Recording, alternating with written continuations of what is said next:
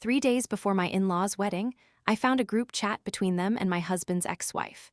They'd planned to tell my 10-year-old stepdaughter during her speech as flower girl that she was the reason their marriage failed. $12,000 in therapy would have been the bill. When I confronted them in the church parking lot, my mother-in-law started crying. We just wanted her to understand. I didn't yell. I smiled coldly and handed the wedding coordinator a printed copy. I said, "The flower girl is about to tell everyone." My husband's ex-wife started shaking.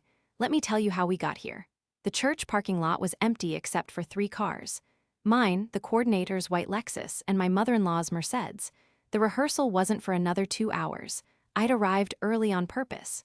The June heat made the asphalt shimmer, and somewhere inside the building, someone was testing the organ. The same hymns they'd play in 3 days. My stepdaughter was at summer camp, thank God. She had no idea what her grandmother and her biological mother had planned for her. I'd been part of this family for 6 years, married to David for 4, but I'd never really been accepted, and they'd never been subtle about it. It started the week David introduced me to his parents. February 2019. His mother, Patricia, had looked me up and down in their foyer and said, "Well, David certainly has a type." His ex-wife, Jennifer, was a pediatric surgeon. I was a social worker making $47,000 a year. The comparison was stated, restated, and embedded into every family gathering that followed. At Easter 2019, Patricia announced Jennifer's promotion to department head. "Such an accomplished woman," she said, looking directly at me. "Some people are just born with that drive, you know." I'd smiled, passed the roles. At Thanksgiving 2019, David's father, Robert, asked what I did all day. I explained my caseload, 18 families, crisis intervention, court advocacy. He'd nodded slowly. "So you're like a secretary for poor people." David had started to object. I'd put my hand on his arm. "Something like that," I'd said. December 2020, Jennifer came to Christmas dinner. She and David had been divorced for 3 years by then, but Patricia insisted she was still family. Jennifer had brought her new boyfriend, a cardiologist. They talked about their ski trip to Aspen. Patricia had asked me if I'd ever been skiing. I said no. She'd patted my hand. "It's quite expensive, maybe someday." I'd been making calls by then. Quiet calls. March 2021, my stepdaughter Emma's 8th birthday. Jennifer had rented out an entire trampoline park, 200 guests, a live DJ. Patricia had pulled me aside and said, "You know, Emma's real mother really knows how to celebrate. I hope when you have children, you'll try to do something nice for them too." I'd been building something they didn't know about. Something that started with a $15,000 inheritance from my grandmother and a business plan I'd been writing since 2018. June 2021, David's promotion dinner. He'd made VP at his firm. His parents had hosted at their country club. Jennifer was there, naturally. During the speeches, Patricia had said, "We're so proud of our son, and we know Emma is so lucky to have such a successful father and mother." She'd looked right at Jennifer when she said mother. I'd had my LLC registered for 3 months by then. September 2021, I'd mentioned I might go back to school for my master's. Patricia had laughed. "At your age, and with David's career taking off, don't you think you should focus on supporting him? Maybe try to dress a bit nicer when you attend his work functions." I'd filed for my MSW in August, paid for it myself. They never asked where I was 2 evenings a week. By January 2022, I had something else they didn't know about. I'd been developing it carefully, a specialized foster care consultancy, private contracts with 3 counties. Revenue was modest, $45,000 the first quarter, but it was mine. April 2022, Emma's school play. Jennifer had shown up with flowers and a professional photographer. I'd brought a bouquet from Target. Patricia had said, "Well, it's the thought that counts." Then, louder, "Jennifer, those roses are gorgeous. You always know exactly the right thing." I'd signed my 4th county contract that morning, $180,000 annually. The close calls had started around then. May 2022, Patricia had called. "What have you been spending so much time on? David says you're always on your laptop." "Oh, just a project, keeping myself busy." "Well, don't neglect the house, dear. A man needs a clean home to come back to." I'd been on a Zoom call with the director of Child Protective Services when she'd called. I'd muted myself just in time. August 2022, Robert had asked to borrow my car. His was in the shop. I'd had documents from my lawyer in the trunk, articles of incorporation, operating agreements, tax filings showing $240,000 in revenue. Actually, I need it today, I'd said. Lots of errands. He'd frowned. What errands could you possibly have that are more important than family? I'd driven to 3 different banks instead, opened business accounts at each one. November 2022, Thanksgiving again.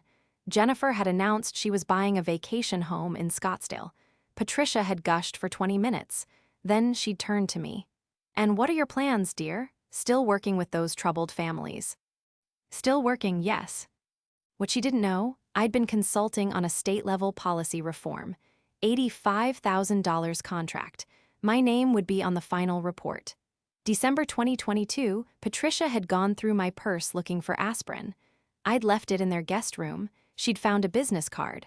My business card. Miller Consulting Group, Foster Care Systems Specialist. When I'd come back upstairs, she was holding it. "What's this?" "Oh, just something I'm trying. Probably won't go anywhere." She'd set it down. Well, good to have hobbies. I'd had 8 employees by then. January 2023, the closest call. Emma had found a folder on my desk at home. Quarterly revenue report was printed across the top. She'd asked what it meant. David had been in the room. I'd said, just some volunteer work paperwork, nothing exciting. He'd accepted it. Emma had gotten distracted by her iPad. The revenue that quarter, $320,000. By March 2023, I'd stopped caring whether they found out. Almost wanted them to, but something held me back. Maybe I wanted to choose the moment. Maybe I wanted to see how far they'd go. I didn't know it yet, but Patricia had already made the decision that would cost them everything. The wedding announcement came April 15th, 2023. Patricia and Robert were renewing their vows, 40 years of marriage. The ceremony would be at St. Catherine's, reception for 200 at the Oakmont Country Club. Budget, $150,000. "We want Emma to be our flower girl," Patricia had said, "and we'd like her to give a little speech during the ceremony, about family, about what marriage means." Jennifer had been there when they'd asked. She'd smiled. What a beautiful idea. I'd felt something shift, the way they'd looked at each other, the way Jennifer's smile didn't reach her eyes. "That's sweet," I'd said. "Emma will love that." David had hugged his mother. "She'll be so excited." I'd gone home and checked my accounts. The business was valued at $1.8 million. I had 3 more contracts pending, $420,000 combined. May 2023, wedding planning consumed every family gathering. Patricia had opinions about everything. The flowers, the music, the seating arrangements. "Of course Jennifer will sit at the family table," she'd said. "She's Emma's mother." "Where will I sit?" I'd asked. "Oh, with David's cousins, you'll have fun with them." David had started to object. I'd shaken my head. "It's fine." It wasn't fine, but I was curious now. How far would they go? June 2023, the bridal shower. Patricia had invited 40 women. Jennifer was there. I was the only current spouse present. During the gift opening, Patricia had held up a crystal vase. "From Jennifer, isn't it stunning? She has such taste." Then mine, a leather-bound photo album. Expensive, classic. "Oh, how practical, thank you, dear." The woman next to me had whispered, "Why is the ex-wife here?" I'd smiled, family tradition. What I didn't know, Patricia and Jennifer had started meeting for lunch, every Tuesday, at the Rosewood Cafe on Maple Street. Planning. June 18th, 2023, 3 weeks before the wedding. Emma had stayed overnight at Patricia's house. When David picked her up, Emma had been quiet, withdrawn. "Grandma said some things," she'd finally said in the car. "What things?" David had asked. "About how much she misses when Mommy and Daddy were married, about how that was when our family was whole." I'd been in the back seat with her. I'd held her hand. "Families come in all shapes, sweetheart." She'd nodded, but her eyes had been wet. That night, I'd told David we needed to talk to his parents. He'd agreed. We'd planned to go over that weekend. But June 21st changed everything. I'd been cleaning out the guest room. Emma had left her iPad. It was unlocked. A text notification appeared. From Patricia. "Remember, don't tell SM about the speech. It's our special surprise." SM, stepmother, me. I'd opened the message thread, scrolled up. My hands had started shaking before I'd read 3 messages. Patricia to Emma. Your mommy and I think you should know the truth about why Daddy left. Jennifer to Emma, you're old enough to understand now. It's important. Patricia to Emma, we're going to help you tell everyone at the wedding, during your flower girl speech. Jennifer to Emma, it'll be brave. Everyone will be so proud of you.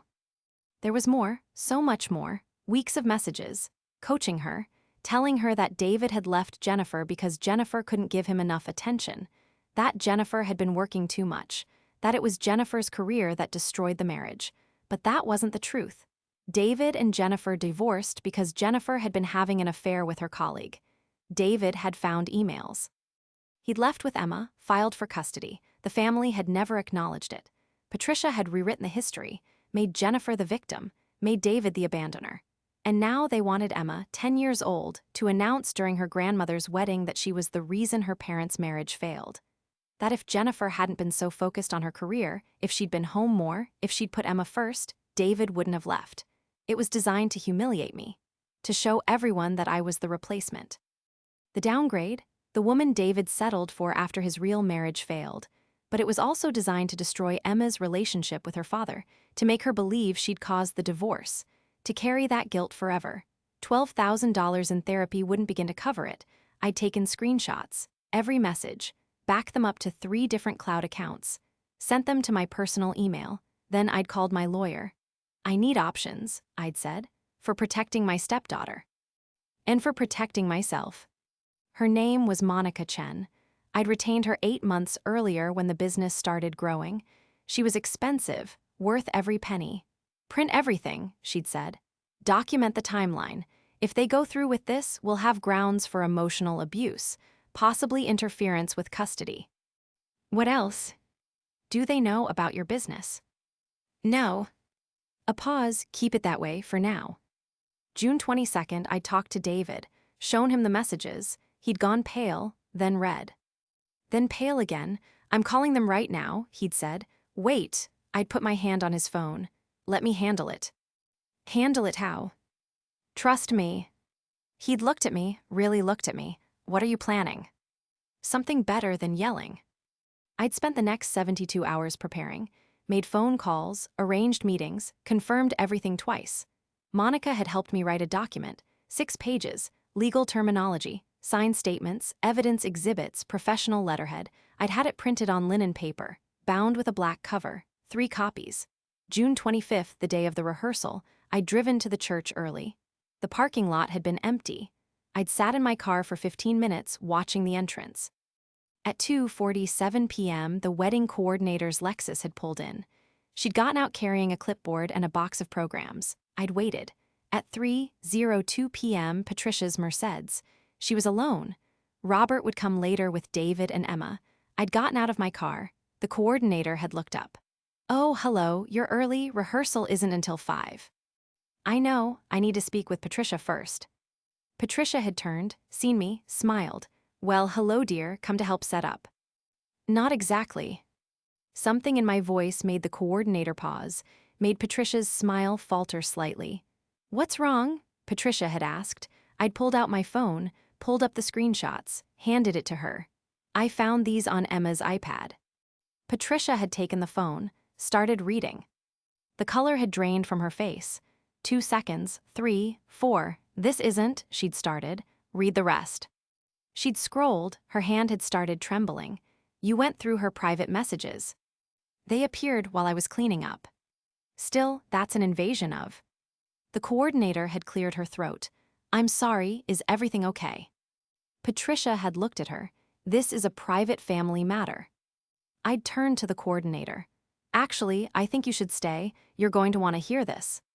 The coordinator had glanced between us. Stayed. Patricia, I'd said calmly, were you planning to have Emma give a speech at your wedding? Silence. Were you planning to have her tell 200 people that she's the reason her parents divorced? Patricia's voice had come out different, higher, tight.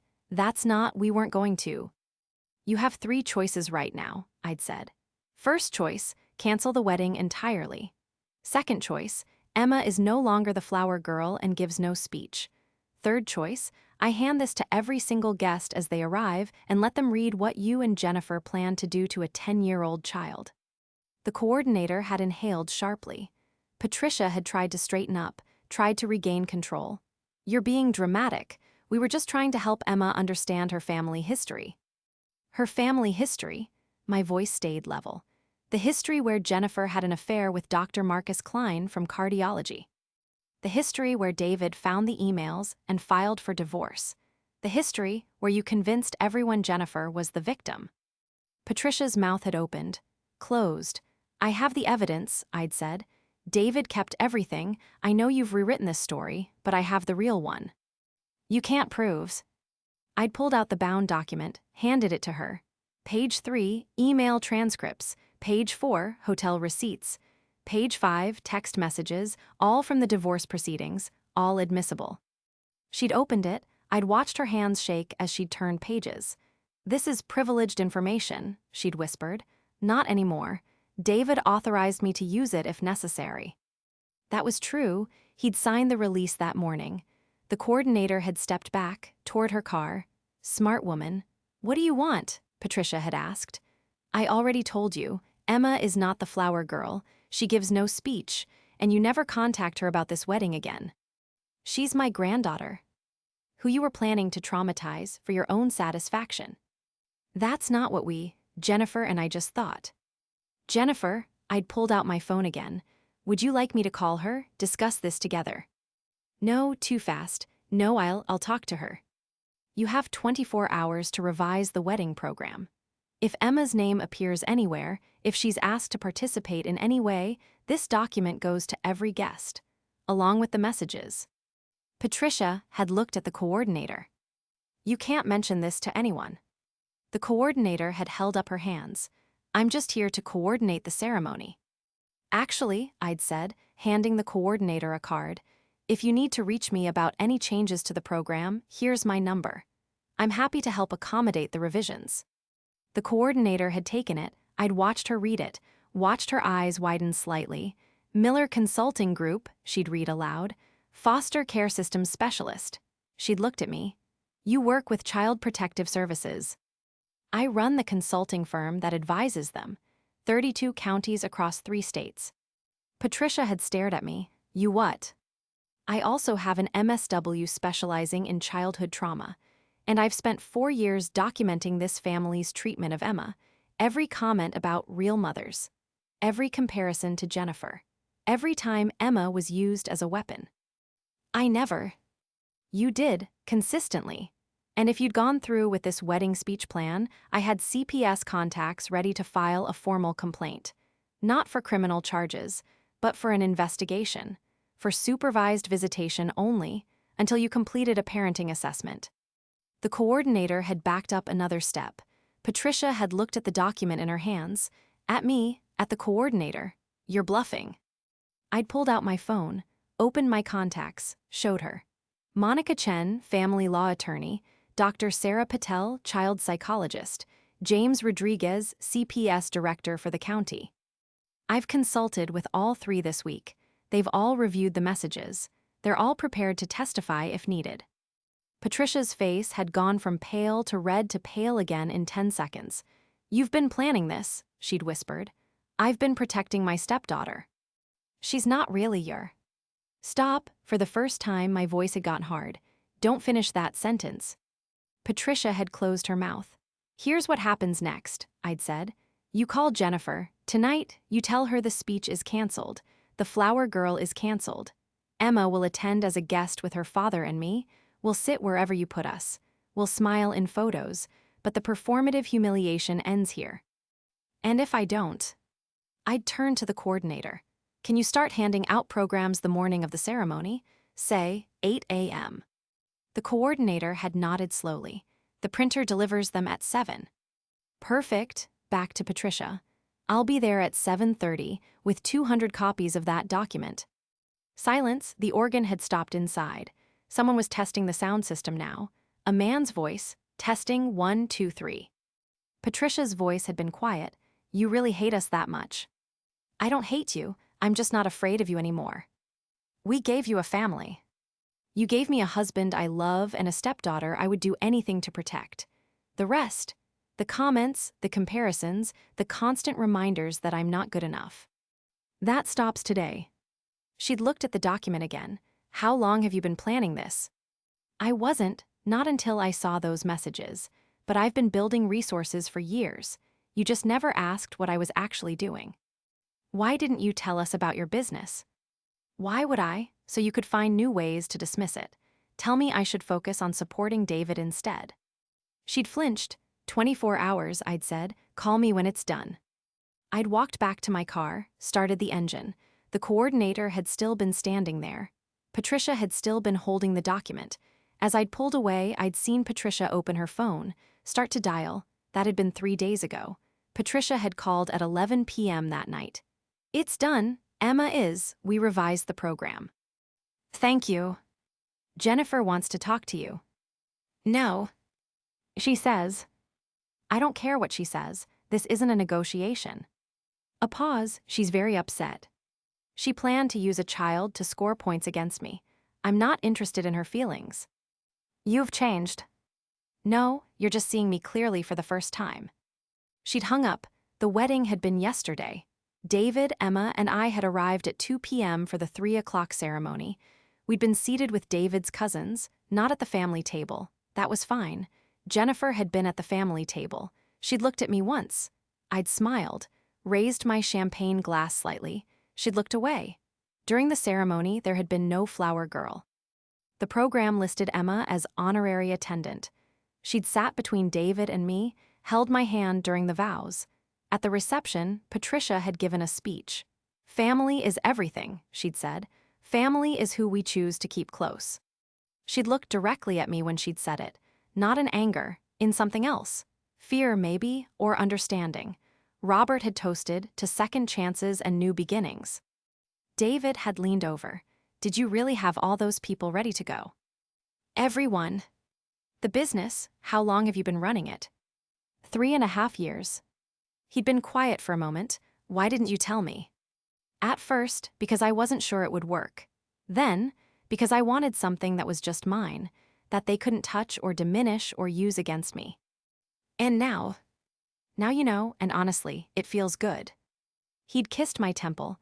I'm proud of you. I'm sorry I didn't see it sooner. Emma had tugged my sleeve. Are you and Grandma fighting?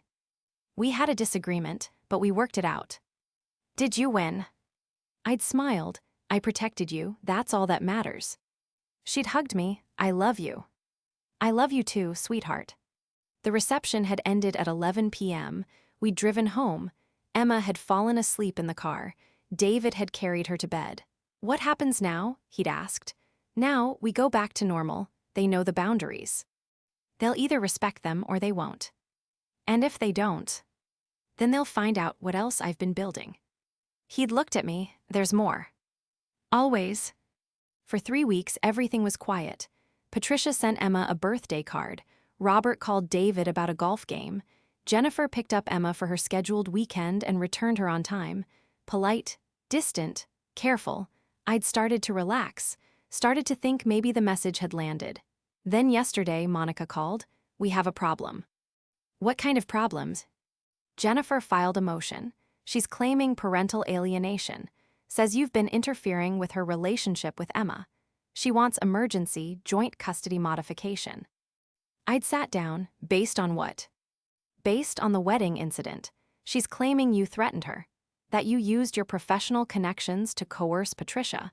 That Emma is now afraid to see her because you've poisoned her mind. That's insane. It's strategic. She's also requesting that you be barred from any communication with Emma for 90 days while the court investigates. My hands had gone cold. Can she do that? She can request it. Doesn't mean she'll get it, but we need to respond, and we need to do it carefully. When's the hearing? 2 weeks, August 14th. I'd hung up, sat in my office, looked at the safe in the corner. I'd been waiting for this.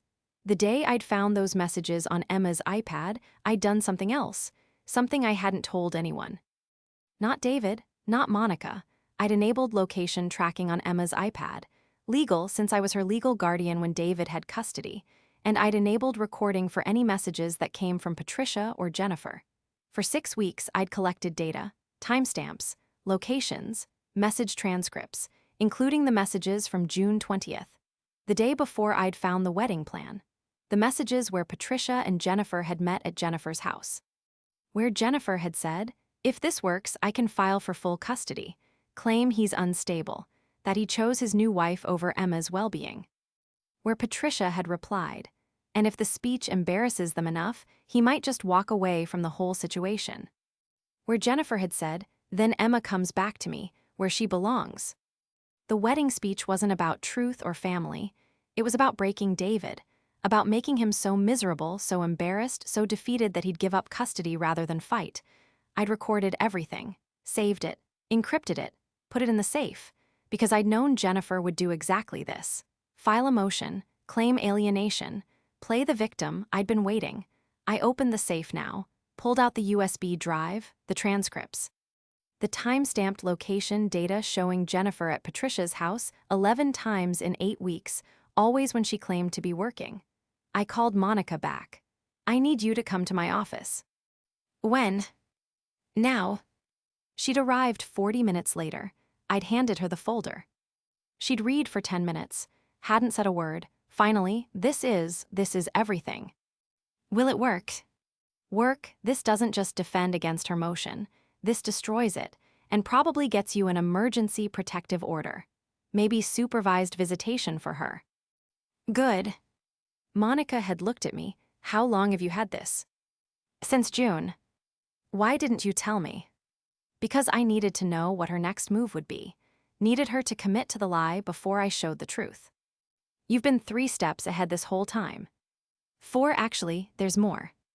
I'd pulled out another folder, showed her the financial analysis I'd commissioned, Jennifer's tax returns, her boyfriend's tax returns. The vacation home in Scottsdale that she'd claimed was purchased with her income. It was purchased with her boyfriend's income, which meant she'd lied on her custody filing about her financial stability, which meant she'd committed perjury. Monica had closed the folder. Jesus Christ. "Too much." "No, but she's going to be destroyed." She tried to destroy a 10-year-old to get revenge on her ex-husband. I have no sympathy. "When do you want to file the response?" "Monday. Give her a week to think she's winning, then hit her." Monica had smiled. "I love my job." She'd left with both folders. "The hearing is in 10 days. This morning, I got a text from Patricia. 'Please, can we talk? Jennifer says you have something that will hurt her case. I need to know what you're planning.'" I didn't respond. An hour later, another text. "I'm sorry for everything. Please don't do this." I'd typed, "You should have thought about that before you planned to traumatize my stepdaughter in front of 200 people." I'd deleted it, sent instead, "Talk to your lawyer." Because here's what Patricia doesn't know yet, what Jennifer doesn't know, what even Monica is still discovering. I didn't just document the wedding plan and the custody scheme. I documented 4 years of psychological manipulation. Every comment Patricia made about real mothers. Every time Jennifer showed up at family events and Patricia positioned her as Emma's true parent. Every slight, every comparison, every deliberate attempt to make Emma feel divided. I'd created a timeline. 847 documented incidents. Dates, times, witnesses. Built a case that this wasn't isolated. This was a pattern. And tomorrow, when Monica files the response, she's not just defending against the motion. She's filing a counter-motion for harassment, for parental interference, for grandparent visitation restrictions. Patricia is about to find out that being Emma's grandmother is a privilege, not a right. Jennifer is about to find out that lying to the court has consequences. And I'm about to find out whether 4 years of silent documentation was worth it. The hearing is August 14th. David doesn't know about half of what I'm planning. Emma doesn't know any of it. They're at a movie right now. Captain Marvel, Emma's favorite. I'm in my office reviewing the exhibits one more time, making sure every page is perfect, every citation is correct, every piece of evidence is unassailable. My phone buzzes. Monica. Jennifer's lawyer just called. They want to meet, discuss a settlement. What kind of settlement? They're willing to withdraw the motion, in exchange for your silence about the recordings. Tell them no. You sure this could get ugly? It's already ugly. They made it ugly. Now they get to live with it. Okay, I'll tell them we'll see them in court. She hangs up. I go back to the exhibits, Because here's what I learned over 4 years of being underestimated. People only see what they expect to see. Patricia expected a struggling social worker who'd be grateful for crumbs. Jennifer expected a replacement wife who'd roll over. They both expected someone who'd be intimidated by their confidence, their money, their status. They never expected someone who'd been building $1 million business in silence, who'd been documenting every slight with professional precision, who'd been 3 steps ahead the entire time. I built the company not just for money, though that's been good. $2.1 million valuation as of last quarter. I built it because I needed to know I could. Needed to prove to myself that their assessment of me was wrong. And now they're about to find out exactly how wrong. 10 more days. So, what do you think? Did Patricia and Jennifer go too far, or was I justified in preparing the countermotion? Let me know in the comments, and subscribe for what happens at the August 14th hearing.